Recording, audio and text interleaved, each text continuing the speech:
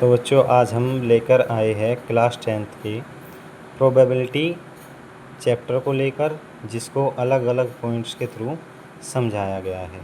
जैसे first point है probability होता क्या है। The chance of anything happen. The chance of anything happen, कुछ भी घटित होने की जो संभावना होती है उसको क्या कहते हैं, प्रोबेबिलिटी कहते हैं। अब दूसरे जो पॉइंट में समझाया गया है उसको क्या है भाई, it is quantitative measure of likelihood of occurrence of an event, probability of an event.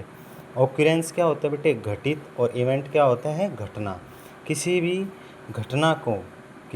घटना के घटित होने की जो क्वांटिटिव मेजर है, मैथमेटिक्स के द्वारा मापा जाता है, उसी को क्या कहते हैं, प्रोबेबिलिटी कहते हैं, जिसको PE से डिनोट करते हैं, जिसके लिए फॉर्मूला बताया गया है PE is equal to number of favourable outcomes upon total number of outcomes. अब नंबर ऑफ फेवरेबल आउटकम्स ये क्या होता है भाई, ये जब किसी कॉइन को उछाला जाता है तो उसके हेड या फिर टेल आने के चांसेस होते हैं, जिसमें क्वेश्चन में पूछा जाता है कि भाई हेड आने के चांसेस कितने होंगे, तो नंबर ऑफ फेवरेबल आउटकम्स में आएगा।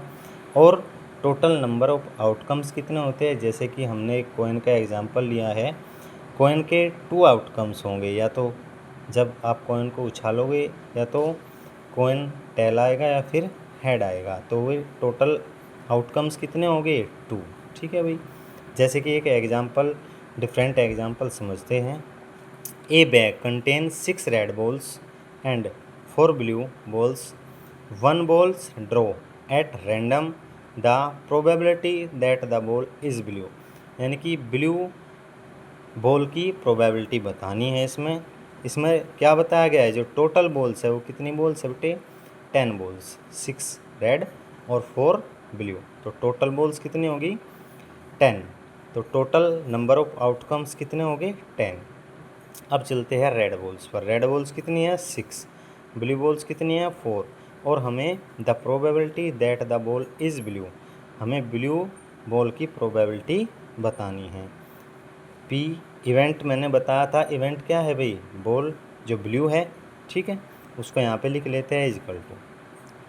ब्लू बॉल की प्रोबेबिलिटी बतानी है हमें, तो यहाँ पे लिखेंगे 4, और अपॉन में कितने आउटकम से, टोटल 10, और इसको लोवेस्ट फॉर्म में लिखेंगे, क्या आएगा, 2/5। अब प्रोबेबिलिटी को समझाने के लिए कुछ अलग से के की पॉइंट्स की आवश्यकता होती है, जिसको आपको समझना बहुत ही ज़रूरी है, जिसके लिए चलते हैं हम नेक्स्ट पेज पर।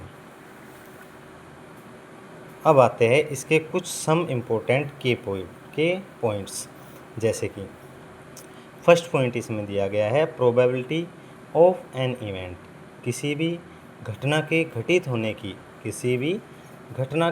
होने की जो प्रोबेबिलिटी है, ऑलवेज इक्वल ज़ीरो और ग्रेटर देन ज़ीरो, यानी कि जो प्रोबेबिलिटी ऑफ इवेंट होगा या तो इक्वल होगा 0 के या फिर ग्रेटर देन होगा 0 से। ठीक है भाई, 0 से कम नहीं होगा। जहाँ पर भी 0 से कम होगा वहाँ पे प्रोबेबिलिटी नहीं होगी। सेकंड पॉइंट है आपका, probability of an event is never negative, probability of an event कभी भी नेगेटिव नहीं होगा। इफ़ यदि P प्रोबेबिलिटी ऑफ इवेंट अगर 0 होगा तो वहाँ पे उसको क्या कहा जाएगा, then it is called impossible event. यानी कि कहीं पर भी अगर एक नंबर में पूछ लिया जाता है कि व्हाट इज़ इम्पॉसिबल इवेंट, तो वहाँ पे आप क्या कहोगे, जो प्रोबेबिलिटी ऑफ इवेंट है वो 0 होगा, then it is called an impossible event.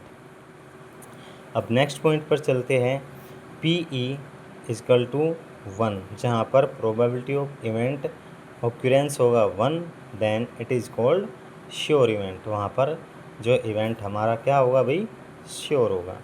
अब नेक्स्ट पॉइंट, जैसे कि इक्वली लाइक आउटकम्स, इसका मीनिंग क्या है भाई, इक्वली लाइक आउटकम्स का मीनिंग है बेटे, जैसे कोई 2 टीमें हैं, इंडिया है या कोई भी अदर टीम ले लो, इंग्लैंड है, तो उनके मैच विनिंग होने की जो परसेंटेज है 50-50 है, तो वहाँ पर इक्वली लाइक आउटकम्स होगा। यानी कि अगर कॉइन को हम उछालते हैं तो या तो हेड आ सकता है या फिर टेल आ सकता है, दोनों की चांसेस कितने हैं 50-50 है, तो वहाँ पर इक्वली लाइक आउटकम्स होगा। Next point, the probability of an event is always equal और लेस देन 1। जो प्रोबेबिलिटी इवेंट होगा वो हमेशा या तो 1 के इक्वल होगा या फिर 1 से छोटा होगा, या फिर 1 से छोटा होगा। जैसे भी जो प्रोबेबिलिटी ऑफ इवेंट है वो क्या होगा, 0 से बड़ा होगा या फिर 0 के इक्वल होगा, और जो प्रोबेबिलिटी इवेंट है वो 1 से छोटा होगा या फिर 1 के इक्वल होगा। ठीक है, ये कुछ की पॉइंट्स थे जो आपको प्रोबेबिलिटी चैप्टर में या प्रोबेबिलिटी चैप्टर को निकालने में हेल्प करेगा। अब इसके बाद में आता है एक और पॉइंट जो इस चैप्टर को थोड़ा डिफ़िकल्ट बनाता है, जिसके लिए चलते हैं हम नेक्स्ट पेज पर। अब इसके लिए आते हैं नेक्स्ट पेज आपका, जो इस चैप्टर को थोड़ा डिफ़िकल्ट बनाता है, कॉम्प्लीमेंट्री इवेंट। कॉम्प्लीमेंट्री इवेंट, अब कॉम्प्लीमेंट्री इवेंट होता क्या है, P probability of event, but इसमें कुछ डिफरेंट है, मैंने इसमें बार लगाया हुआ है।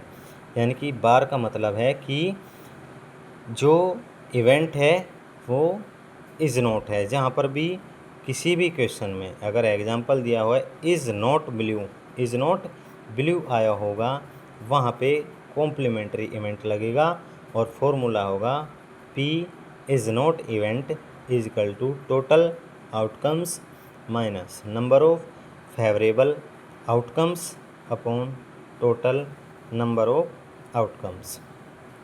इसका एग्जाम्पल सेम एग्जाम्पल से समझते हैं। जैसे a bag contain 6 red ball and 4 blue balls, 1 ball draw at random, the probability that the ball is number is not blue is not आया हुआ है, जहाँ पर भी इज़ नॉट आया होगा प्रोबेबिलिटी में तो वहाँ पे कॉम्प्लीमेंट्री इवेंट का फॉर्मूला लगेगा। जैसे टोटल बॉल्स कितनी हैं 6 रेड और 4 ब्लू, कितनी 10 बॉल्स, और ब्लू बॉल्स कितनी हैं 4 ब्लू बॉल्स है, रेड बॉल्स कितनी हैं 6। अब टोटल आउटकम्स कितने हैं भाई, टोटल आउटकम्स कितने हैं 10, और नंबर ऑफ फेवरेबल जो ब्लू बॉल्स है वो कितनी हैं 4 upon total number of outcomes कितने हैं 10। अब 10 में से 4 माइनस करोगे कितना आएगा 6 अपॉन 10, और इसकी लोएस्ट फॉर्म क्या होगी 3/5। तो बच्चों ये आपका प्रोबेबिलिटी चैप्टर था जिसका ये इंट्रोडक्शन वीडियो था, और अगले वीडियो में हम इसकी जो एक्सरसाइज है उसके क्वेश्चन के सॉल्यूशन करेंगे। Thank you.